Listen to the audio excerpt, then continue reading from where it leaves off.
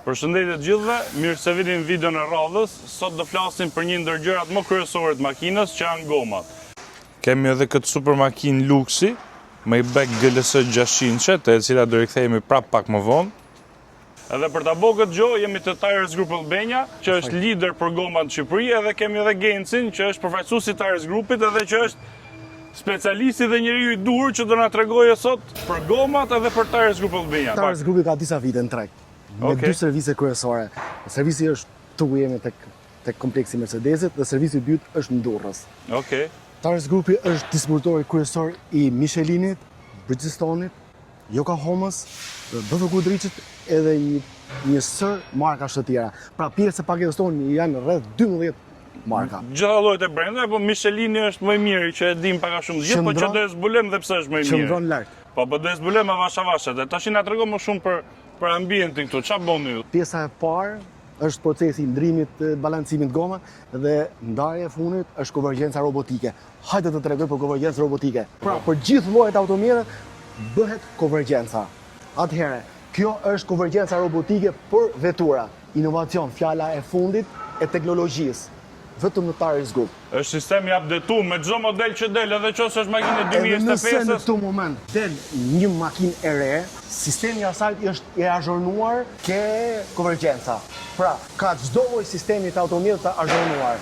Po për gomat, se ka disa makina që nuk është se kanë goma të vogla, janë makina që jo të përditshme, që kanë goma të mëdha. I keni të gjitha llojet ju, vinë ato këtu dhe i ktheni mbrapsht apo i keni të gjitha? Pyetje e bukur, për çfarë do lloj automjetes? Këtu do t'i gjesh gomën e duhur dhe për automjetet off-road. Pra, të gjithë llojet automjetet, goma do t'i gjesh këtu. Hajde kalojmë në magazin.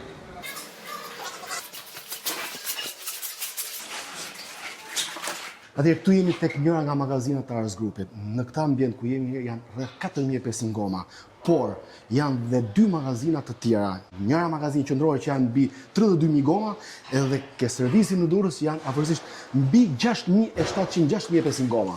Pasën e gjendje, domethënë. Pse është e rëndësishme që gomat magazinohen edhe jo t'i lesh jashtë në ambiente të hapme? Atëherë, një gomë duhet të qëndrojë larg lagështirës dhe larg rrezës së diellit. Këta janë dy komponentë që e dëmtojnë gomën. Pra më është shumë e rëndësishme magazina. Po. Tani në Shqipëri është bërë dhe trend, shumë veta bëjnë makina off-road për mal, po ato i kanë gomat pak më specifike, nuk është se gjejnë kudo. Po te TGA-ja kena edhe goma off-road Genca. Gjithçka. Ja, ky është sektori i gomave off-road. BF Goodrich, që është brendi më i mirë. Lider i gomave off-road. Tani, gjitha gomat e kanë këtë pritume këtu, po jo të gjithë i dim se ç'a tregon secila nga ato. Unë po tregoj një istëdyshe. Goma që dua më shumë. Okej. Atëherë, kjo është Pilot Sport 4C, nga vetë fjala Pilot Sport 4C, kjo është gomë shpejtësie. Kjo do pilot. Do pilot, do ato mjeti që tregon ti, që reklamon ti. Fix. Atëherë, kjo është indeksi peshës, indeksi shpejtësisë, deri në 320 km/h. Okej, kjo shkronja yje tregon. Po çose shkronjë tjetër, çose është ku dëgjon. Në bazë të shkronjës kanë 280, 240, pra shpejtësinë maksimale. Shkronja mbrapa është treguesi shpejtësisë. Atëherë 315 është batistrada, gjerësia e gomës. 30 është lartësia e gomës dhe 22 është rrezja e diskut. Okej. Atëherë, po ta shikoni, kjo është konsumi çfarë sepse është i gomë shpejtësie. Po. Pilot sport, normalisht do konsumuaj, është gomë shpejtësie. Po. Kapja lagështirë A, Michelini. Kapja lagështirë është gomë speciale. Michelin. Qëndron lart. Okej. Se shumë veta na shajnë për BMW që nxjerr nga rruga, po varet ç'a goma është i vet. Nëse i ke Michelin me kapje lagështirë A, normal që nuk nxjerrë. Afrim, është ky treguesi këtu, jo të gjitha shikojnë këtë treguesi. Vetëm shohim gomën e bukur dhe jo të gjithë i lexojnë këto.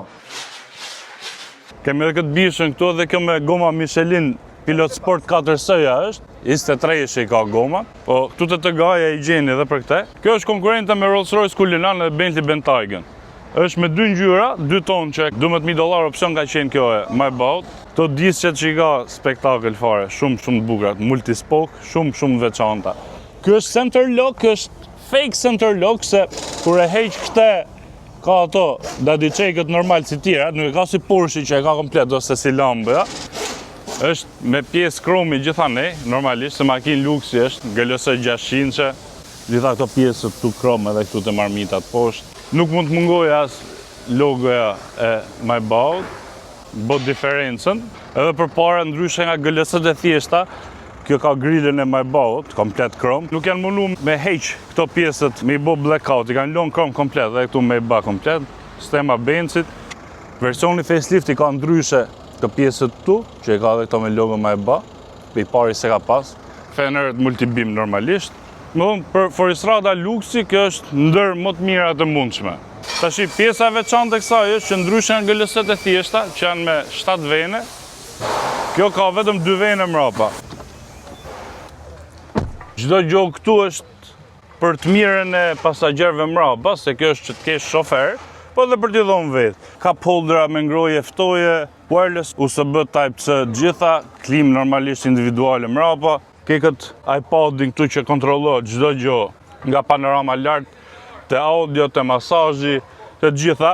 Ngrihet edhe pjesa këtu, mrapa e sediljeve, që ta kesh si dush, është me audio 3D Burmeister, normalisht ngroje ftoje s'bëhet fjalë, shtyhet komplet sendilja para, ka këto rimesot, shumë bukura, piano black me këto vizat, me logo Maybach. Këtu ka dhe frigoriferin. Do me thonë, fjala e funit e luksit është kjo. Çdo gjë çat duhet e ke, çdo opsion të mundshëm. Lart është Alcantara, e zezë, çdo opsion. Normal, konkuron me Cullinani, atë se kena bo akoma, edhe me Bentaygun që do bëjmë së shpejti, po është super mjet. GLS-a normale ka hapësirë më shumë edhe për njerëz mrapa, kjo s'ka. Tu e ke venin për të ushtri, për të nejtë vetëm 2 veta, për të nejtë rehat. Është ndame në mes, vazhdon kjo pjesa piano black komplet deri mrapa, ka edhe këto bokset Burmeister edhe aty në cep, shumë luks, shumë e veçantë. Del shkalla me logon Maybach për të fut mogollaj, se kjo është Forstrad. Me Burmeister 3D, ka boxing këtu lart, ngroje ftoje normalisht, timoni drurit, edhe është versioni facelift, që e ka këto me touchpad. Pastaj këtu mrena, çdo gjë është lëkur me qepje, ose Alcantara, ose dru, nuk ka pjesë plastike, përveç shkryne air ventave, po e këto janë si krom. Këto pjesët tu i ka si GLS-e e thjesht, po ka logon e Maybach tu të pjesa lartë. Çdo gjë është kualiteti më i lartë i mundshëm që bë Benzi. Edhe këto shumë bukura kërimesa, që është gjithanej, piano black me këto vizat e bardha, shumë e veçantë. Po edhe i detaj tjetër, pedalet, edhe frenat, edhe gazi është me logon Maybach, edhe të timoni Maybach. Tash do dalim i xhiro me GLS-ën, me Maybach-un 600, edhe do flasim edhe me Gensin për Michelinin, për gomat. Ju i keni gjitha brendet tu, mbi 12 copë, po ajo që do më shumë ti edhe ajo që dim më shumë ne është për Michelinin, që ma dhe si më i miri. Qa e bo Michelinin më të mirë se tjertë? Performancë të mirë në rrugë dhe siguri stabilitet. Dhe Michelin është e vetë nga gomë. Nga kilometri i parë deri në kilometrin e fundit i jetë gjatësisë gomës, ajo performon një lloj. Nuk e humb performancën, nuk e humb stabilitetin. Pra është dhe krenaria e Michelinit, është dhe krenaria e Michelinit. Se gomat, kur janë tre, janë fillim, edhe këto brendet e tjera performojnë mirë zakonisht në për teste. Po, ti vëdhu që Michelini e rut njëdhen performancë, që kur ke vu të reti me lule 7 mm, dhe kur ti shkoje 1.6, njëdhen performancë e ru, edhe shi, edhe kreta. Pikërisht, për këtë po thoya, kjo është krenaria e Michelin. Për çdo milimetër që goma e Michelinit konsumohet, ajo ndryshon lulen. Nuk e humb performancën, nuk e humb sigurinë, ka efikasitetin në rrugë. Kjo është ajo krenaria e Michelinit që po të thoya. Po, kuptoj. Unë kam pas shumë teste gomash, se kam qef fakt edhe i ndjek, se gomat janë shumë të rëndësishme, edhe kom pa edhe brendet tjera që fitojnë. Michelini si ka dalë për këto testet e gomave? Shiko, Afrim, nga të gjithë testet që janë bërë, afërsisht 148 testet, podiumin e mban Michelini, të faktuara. 148? Më shumë se gjysma, do me thonë, ka fitu. Janë diku te 200 teste që janë bërë, nga këto gati afërsisht 148 teste e manë Michelini podiumin. Po, Michelini është përdorur edhe si standard në industri. okej. Nga gjithë këto testime është marrë si Është benchmark. standardi me cilin brendet e tjera synojnë të arrin. Pik, bravo. Okej, bravo. okej. Nuk je larg dhe ti. Jo, kam përdur, i fushës ama nuk jam pasliqer. Si është kontrolli i cilësisë Michelinit para se të nxjerrin gomat në treg? Michelini ka kontroll ekstrem të cilësisë. 99.99% të klientëve nuk kanë ankesa. Është kontroll ekstrem i cilësisë. As defekte fabrike nuk është se nxjerrin. Nuk bëhet fjalë. Kontrollohen gjitha. Nuk është pjesë fare e Michelinit. Unë kam vurë edhe vetë se më bje me testu shumë makina. Dhe kjo e fundit, për shembull, një ndër më të fundit që ka qenë me performancë lartë ishte i M3 G-Power, sa i kishte vu gomat Michelin, ai ishte me 740 kuaj fuqi, dhe ishte shumë stabil. Më ka qellu që kam testuar me goma jo të cilësore, s'po a them firmat, po dallon edhe në rrugë që nuk është njësoj. Ajo performanca ke frik, Pa diskutim. te është fort. Ti mund të kesh fuqi, po nuk përkthehet dot në rrugë ajo, po s'ke gomat e duhura. Michelini, ta thash edhe pak më para, janë ato 3 pikat kryesore. Cilësia e gomës, të jep edhe tyja të jep siguri, performancë e stabilitet, jep gjatësia e gomës që e prekën, por Michelini ka inovacionin brenda saj. Që janë shumë të rrep. Kam pas disa lloj testimesh për shembull ku te i pjesë e testit e zem te zhurma. Testi i zhurmës, sa decibel bo, ka fitu i brend tjetër, jo Michelini. Si ma shpjegoti këtë që më thuash më i mirë Michelini mu? Ke shumë drejt. Shiko, Michelini është ajo që ruan balancën e gomës. Nuk është e përqendruar vetëm ke zhurma apo ke kapja të amortizimi. Michelini është ajo goma që i ruan të gjithë këto balancët e gomës.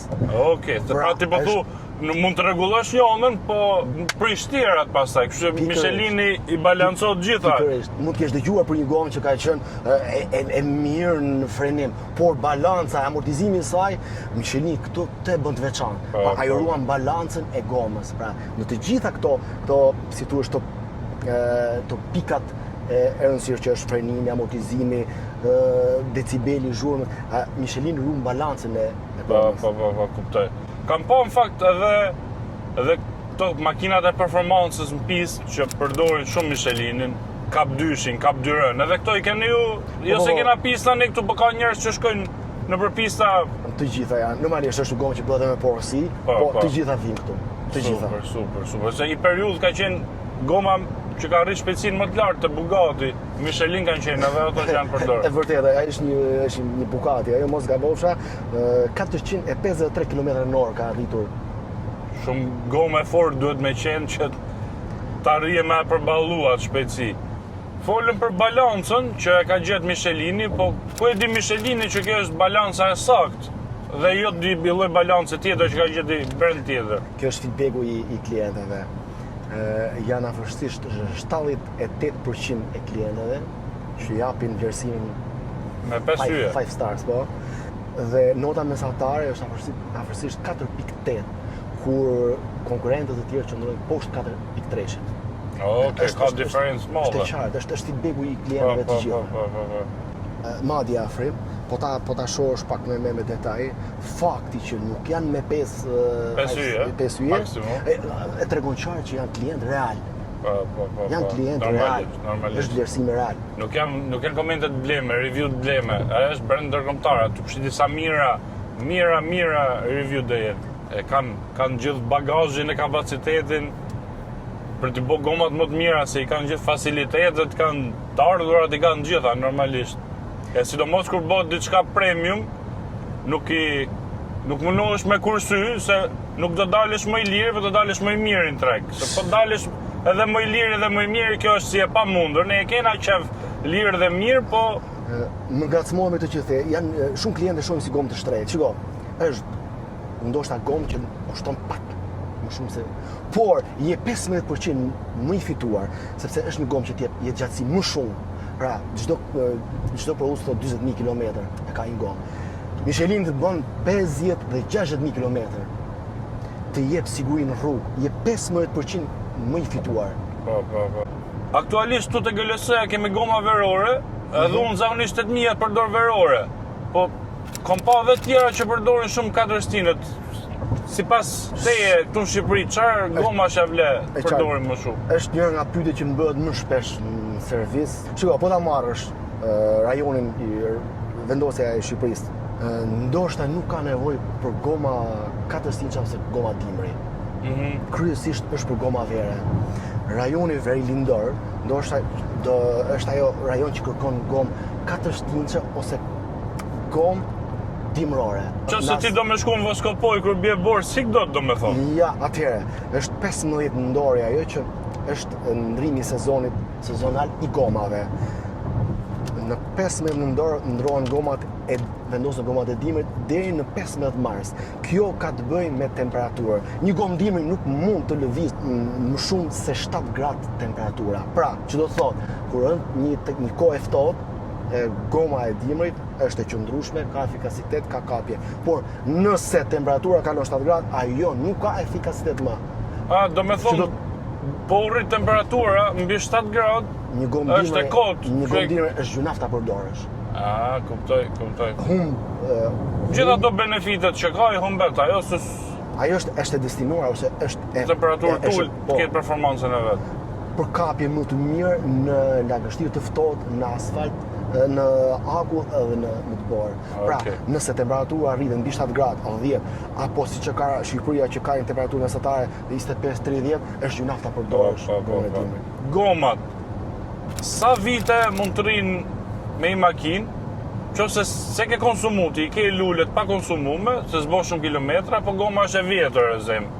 Sa kohë mund ta përdorësh derisa të vije kohë për të ndru, po pa i rato se kur bje 1.6 mm e morën vesh që ka vdekja momenti i gomës. Po kur s'ka shku 1.6 mm, po ka 7 vjetë që rrinë makinë. Atëherë, nëse një gomë i ka bërë 20.000 kilometra dhe akoma nuk ka arritur kufiri 1.7 mm, ajo gomë e ka plotësuar normën. Po nëse si ka bërë 20.000 kilometra, është 4 mm, po ka 10 vjetë që është prodhu. Kjo pak pyetje tendencioze në fakt. Se po flasim kur e ke në përdorim. Po përdor pak, pra ke makinë klasike, nuk bë shumë kilometra. Atëherë, shiko Afrim, nuk ka një tregus fiks. Që kur e vendos gomën e kur mund ajo të ndrohet, kur s'ka arritur limitin e. Por me kalimin e kohës, goma e humb jo vetit kimike të vetat. Bravo. Nuk ka një matës fiks, se sa vite duhet që ndroj goma e vendosur. Po për në magazin, a ka matës fiks për në magazin? Për këtë po. Atëherë, Afrim, prodhuesi thot, nga dita e parë e gomës, nga dita e parë e prodhimit, deri në ditën e fundit të vitit të tretë, goma është e re. Por të ruhet në magazin në kushte mos e has në lagështira, mos e has drita e tjetër. Pra të ruhet në kushte magazinimit të mira. Por nuk mund të rrigjat. Nëse një gomë qëndron më shumë se 9 vite në magazin pa u përdorur, ajo nuk duhet të vendoset më në mjet. Pra e ka humbur të gjithë, si thush, e ka humbur të gjithë atë cilësinë e vet. Po, kuptoj. Cilat janë modelet më të reja të Michelinit dhe modelet që shisni edhe më shumë? Atëherë, te pjesa komfort është primaci pesa, është gomë shumë e mirë, kurse tek makina sportive, makinat e shpejta është pilot sport pesa. Prisni krijimin e radhës nga Michelini. Kurse për pjesën e gomave 4 stinçe, Michelini ka Cross Limate 3-shi. Dhe risia e fundit është Cross Limate 3 Sport. Pra, është vetëm risia e Michelinit kjo. Kjo është modeleri që është 4 stinët, po më sportiv. Po, për modelin e 4 stinçeve. Po. Tani, gjitha informacionet i morëm, po ku mund të gjenë njerëzit për të ardhur për të marrë Michelinat për të montuar makina vet? Atëherë, shiko, Afrim, ne jemi në gjithë Shqipërinë me gjithë klientët ta. Por fizikisht në gjeni ke kompleksi Mercedes Autostarit, servisi parë, servisi dytë është në Kënet, në Durrës, përballë Universitetit Durrësit, ku aty jam edhe vetë edhe atje të pres. Atje do vi, sa atje s'kam marrë dhe akoma, këtu kam qenë. Është servis shumë i bukur. Që ke edhe hapësirë, dim nuk, do vi të filmën e makinë të mira. Ta them me bindje që është një servis më i mirë jo në Shqipëri, po Ballkan. edhe në rajonin e Ballkanit. Do ta vërtetosh vetë. Ja, do vi video në radhës, do shohim a ka drejt Genci, do investigojmë. Pra, Taris Grupi është në gjithë Shqipërinë. Keni distributor të ju në gjithë Shqipërinë, po fizikisht jemi me 2 serviset tonë. Servisi i parë është në Kashar tek Autostari dhe servisi i dytë është në Durrës, në Kënet përballë Universitetit të Durrësit. Aleksandër Mojsiu. super.